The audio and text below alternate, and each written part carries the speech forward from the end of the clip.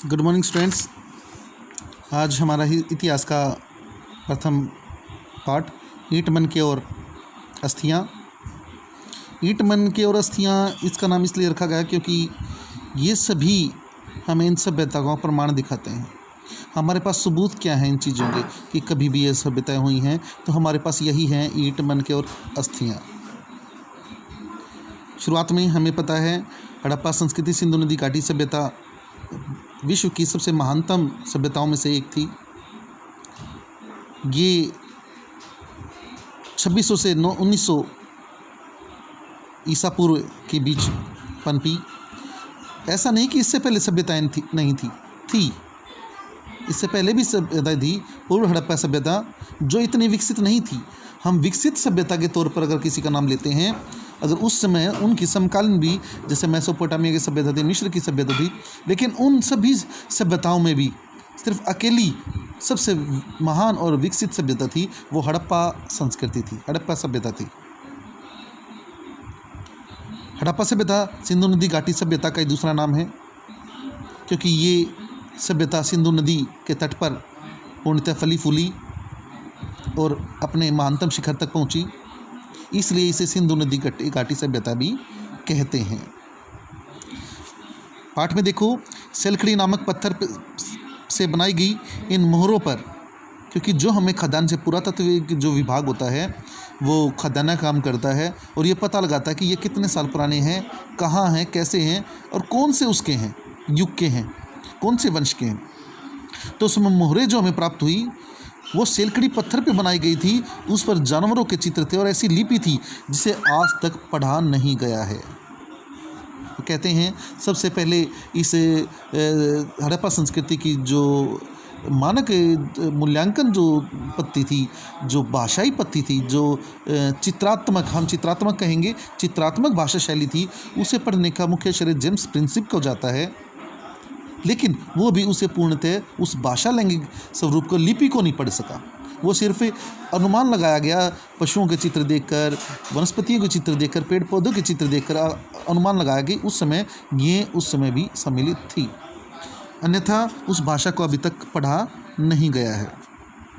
उस समय हमारे पास जो प्रमाण हैं वो क्या क्या हैं? आवास जो हमें पृथ्वी के खोदने से मिले, मृदभांड, आभूषण, औजार और मोहरें। मृदभांड होते मिट्टी के बड़े बड़े बर्तन, कलाकृतियाँ, उन्हें मृदभांड कहा जाता है। फिर आपने देखा सिंधु नदी घाटी को हड़प्पा संस्कृति भी कहते हैं।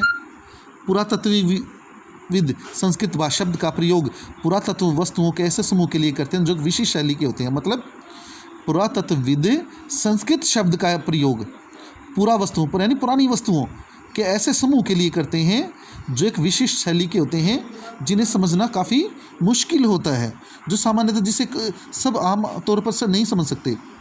और इसके जो हमें ये प्रमाण मिले हैं, आपको पता भी सिंधु नदी मुख्यतः अधिकतर हिस्सा पाकिस्तान में बहता है, तो नेचुरली वो सारी सभ्यता पाकिस्तान सिंधु नदी के दोनों तरफ ही पनपी थी।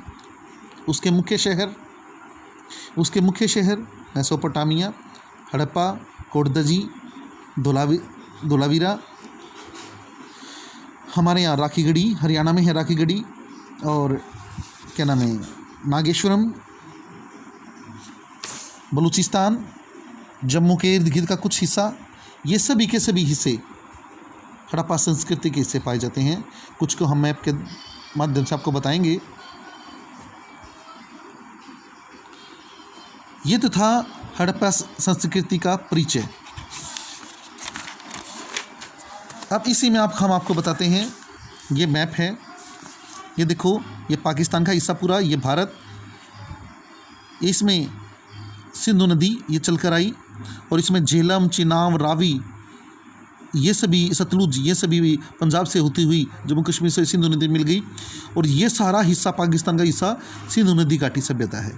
सिंधु नदी के तट पर मोहनजोदाड़ो सबसे विकसित शहर हड़प्पा संस्कृति का, कोटदजी, मोहनजोदाड़ो सिंधु नदी के लेफ्ट में, राइट में कोटदजी, नीचे आमरी, बालाकोट, धोलावीरा गुजरात में, नागेश्वरम गुजरात में, लोथल रंगपुर गुजरात में।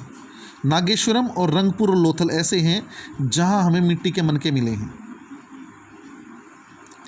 कालीबंगा राजस्थान में, बनवाली राखीगढ़ी हरियाणा में, मीताथल हरियाणा में,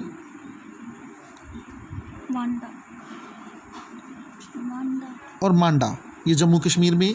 ये सभी से पुरातात्विक स्थल हैं जहां खोज हुई है और इनके बारे में पता चला है। हमारी इस वीडियो में हम इसका ही परिचय देंगे। बहुत बहुत धन्यवाद।